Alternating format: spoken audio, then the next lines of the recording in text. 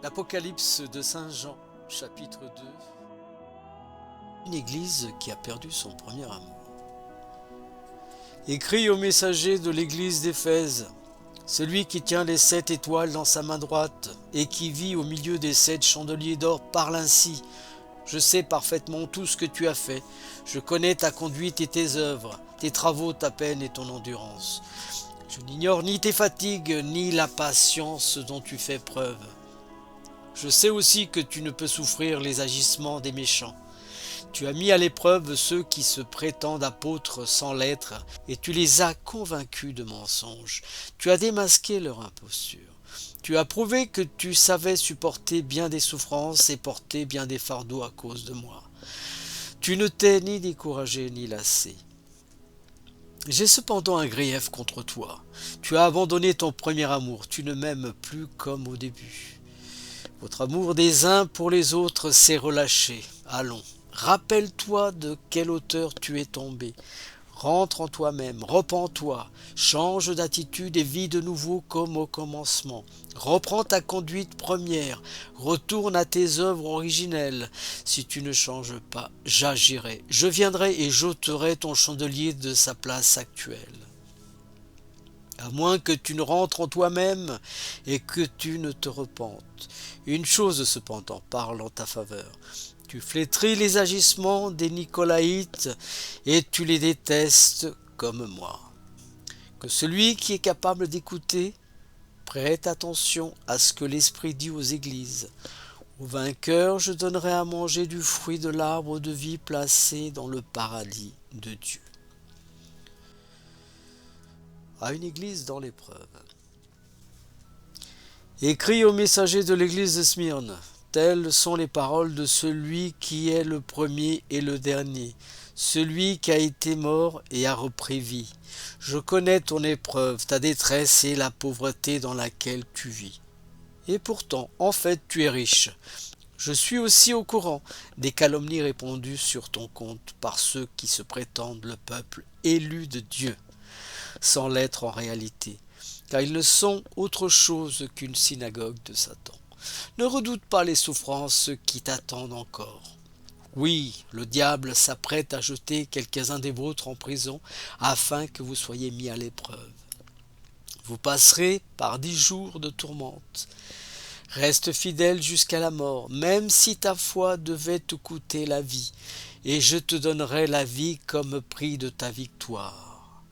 Celui qui sortira vainqueur de la lutte n'aura rien à craindre de la seconde mort, elle ne pourra pas le toucher. À une église menacée.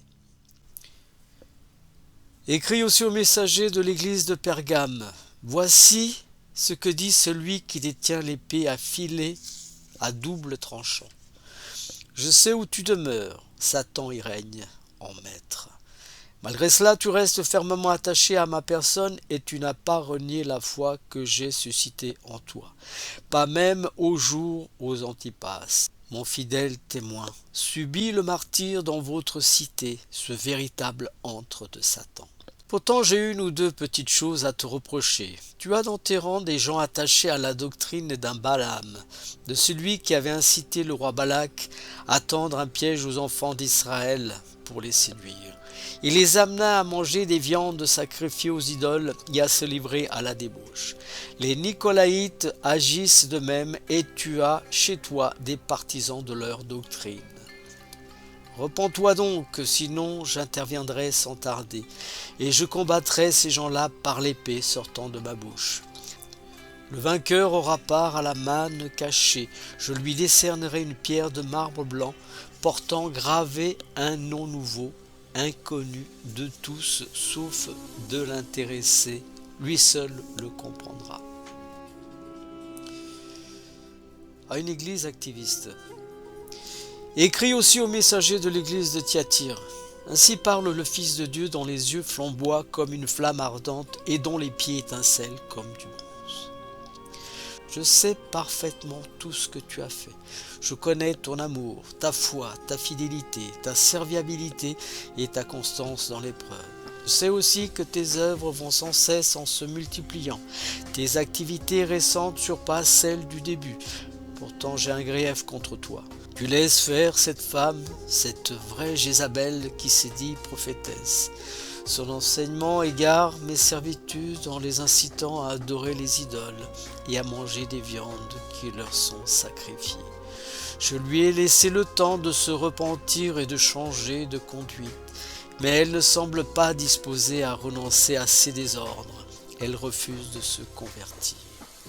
Cette fois, c'est moi qui vais la jeter sur un lit, mais ce sera un lit de maladie, et je ferai passer par de terribles épreuves tous ses complices d'adultère, s'ils ne répudient pas les agissements de cette femme. Je livrerai ses enfants à la mort, ainsi toutes les églises reconnaîtront que je connais les pensées et les désirs les plus secrets des hommes. Je donnerai à chacun de vous le salaire que méritent ses œuvres. Quant à vous, autres membres de l'église de Thyatire qui ne partagez pas cette doctrine, vous qui n'avez pas voulu connaître ce qu'ils appellent les choses profondes, en fait les profondeurs de Satan, je vous le déclare, je ne vous imposerai pas d'autre fardeau, mais tenez ferme ce que vous avez jusqu'à mon retour. À celui qui remporte la victoire, qui persévère jusqu'à la fin dans l'accomplissement de ma volonté, je donnerai l'empire des nations. Il sera leur berger et les mènera à une houlette de fer.